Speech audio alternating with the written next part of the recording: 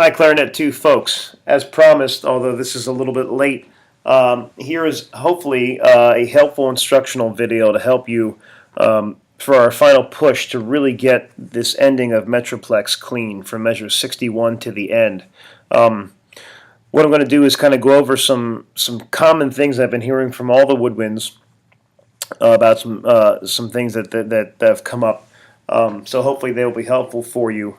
As well as kind of give you 6 different tempos that for you to play along with, going from really slow up to what we're going to strive for our performance tempo in a couple weeks for the concert. So this video will end up being pretty long, but the majority of it actually is going to be the play along and playback portion for you. But let's start off with a couple things. First of all, a lot of folks, a lot of woodwind folks have been talking about in the longer 16th note passages, 16th note runs, getting lost. And maybe it's an alignment thing when other people are playing different parts. Some of it may just be all of the notes, or just kind of reading through all of it. And what I would say is, if it's kind of getting lost in the measure or knowing where you're at in each measure, draw a slash where your beats are. Generally speaking, your 16th notes are grouped by beat, right? There are 4 in a beat, so each one is a beat. So, or each group of 4, I should say, is a beat. So if you were in 3/4 here, draw a slash. Beat 1, beat 2, beat 3, and every time we're in 3/4, you can do that. And if that helps, beat 1, beat 2, beat 3, just to draw a pencil mark down through there at the beginning of each one of those 16th notes. 1, 2, 3, to know where you're at. Beat 1 again here, to know where you're at in each measure. That can be helpful. In the 4/4 measures, obviously, 1, 2, 3, 4, right? In the 5/4 measure here, you can get 1, beat 2 actually falls on this 8th rest, but then 3, 4, 5, and you can keep going. Here's the 3/4, 1, 2, beat 3 falls on the 8th rest, but you see where I'm going with this. So if it's a matter of getting lost with in your runs with where you're at in each measure or where the beats are, that's one solution for that. Some other folks have talked about kind of getting lost during some of the chromatic runs. And some of our chromatic passages that we have in this piece go beyond an octave. And so for some of those, what I would say is, find the spots, find those chromatic passages, and you guys have 2 right here. One's at the very end down here, and one is also here that expands beyond an octave, right? So within those passages are 2 chromatic scales that we've played. We've played a 1-octave chromatic scale in our warm-up a bunch of times. Both of these happen to be B-flat chromatic scale. So let's look at this bottom one here first. This goes beyond an octave, but within that, here's our B-flat chromatic scale. Starts here, ends here. Practice that B-flat chromatic scale. Get it really comfortable, really smooth, like you're used to playing, like we've done in our warm-ups, and then see if you can tack those extra couple notes on, right, and get that pretty comfortable. It's a little bit trickier here, but here again, and it's up the octave, but here's our B-flat chromatic scale, concert B-flat chromatic scale. Starts here, and it ends here. It's that upper octave, right? Get that comfortable in our upper octave, and then see if we can tack these extra couple notes on. We're starting on that G sharp and going the whole way up, right? So that's a strategy there, maybe for that to help you out. Other things here, you have part of your concert F chromatic scale. We're not starting the whole way up on our concert F, but we're starting a couple notes down and ending on our concert F. We have it here. And then here we do get our whole concert F chromatic scale. And we've been working on that really recently in concert band, because I noticed a lot of us have that concert F chromatic within that piece, or within this piece, within that section. And here we have a chromatic that kind of goes up and down.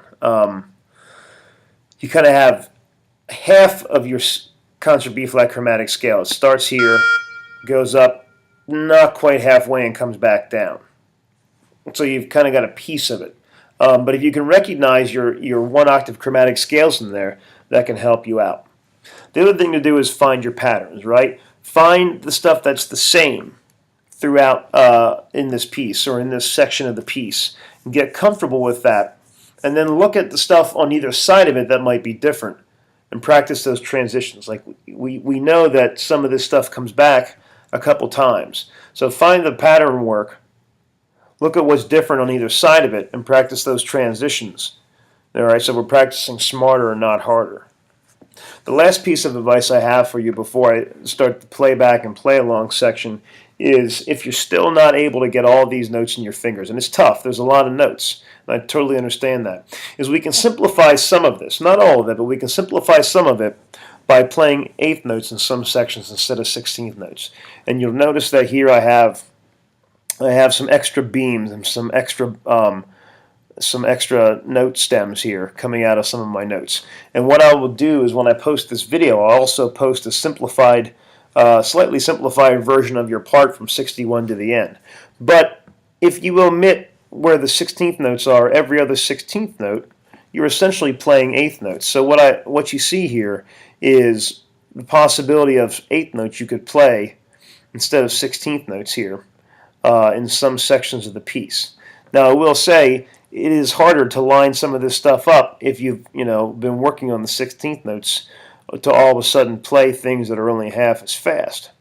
However, I want you to feel comfortable with what you're doing and what you're and playing, and I want you to feel like you're able to play and contribute and feel strong about what you're doing. So what I've done is kind of look at the spots where it's really pretty tough for some of these passages here, where it's either kind of awkward fingerings or lots of kind of crossing the break, or just some nasty spots, and see, well, where can we simplify this and do some eighth notes and still maintain some of the 16th note work as well. So if you want to give that a try, I will have that available for you to print out. The rest of this video, what we're going to do is I'm going to give you 6 different tempos where you can play along with the recording if you'd like to working out any spots you may still have trouble with. Okay, there will be a metronome click along, so you'll get that click for your tempo, and we're going to go from pretty slow the whole way up to what we hope our performance tempo is going to be, and it'll go the whole way through from 61 to the end. And I'll stop and I'll reset the tempo each time, so you have a little bit of chance to go back and kind of get yourself reset. But I hope this is helpful, and we're going to start with a really slow tempo here. So here we go.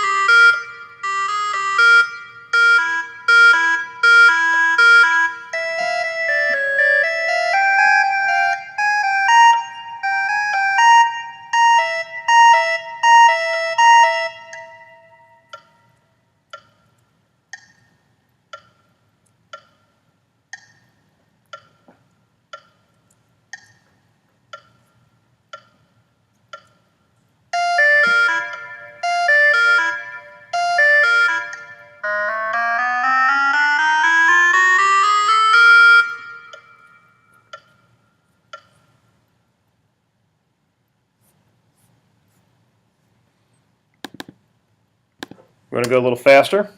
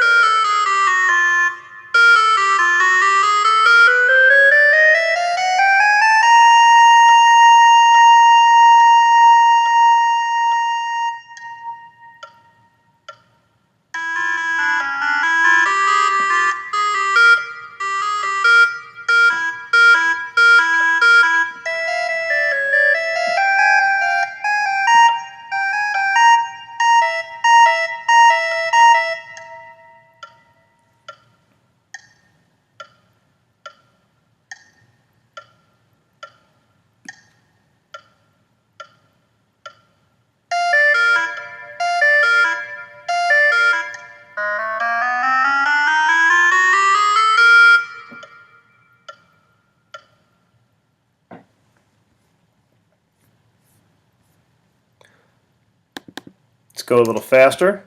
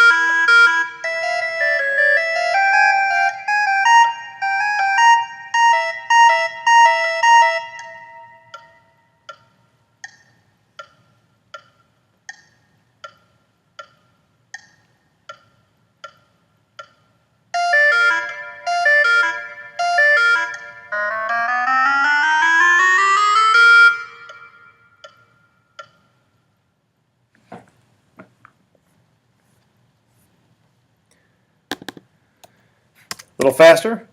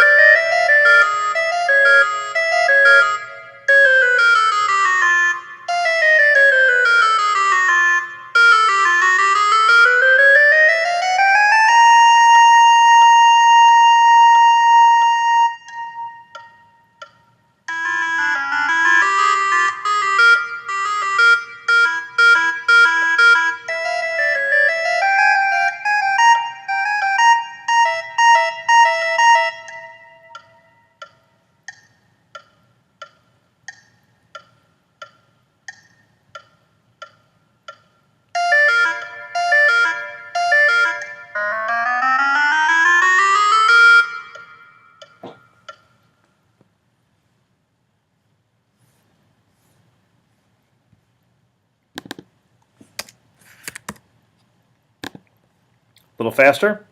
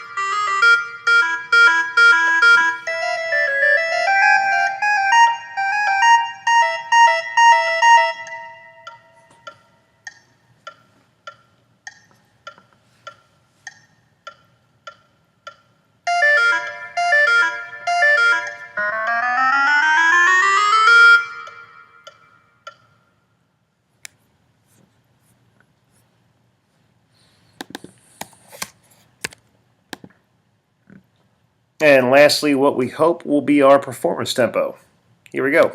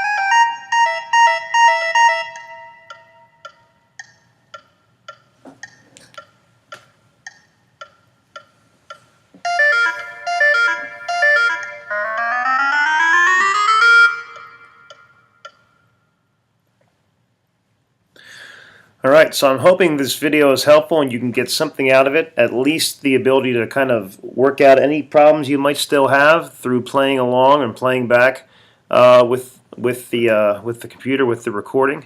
And let's push through strong and have a really great concert. Thanks.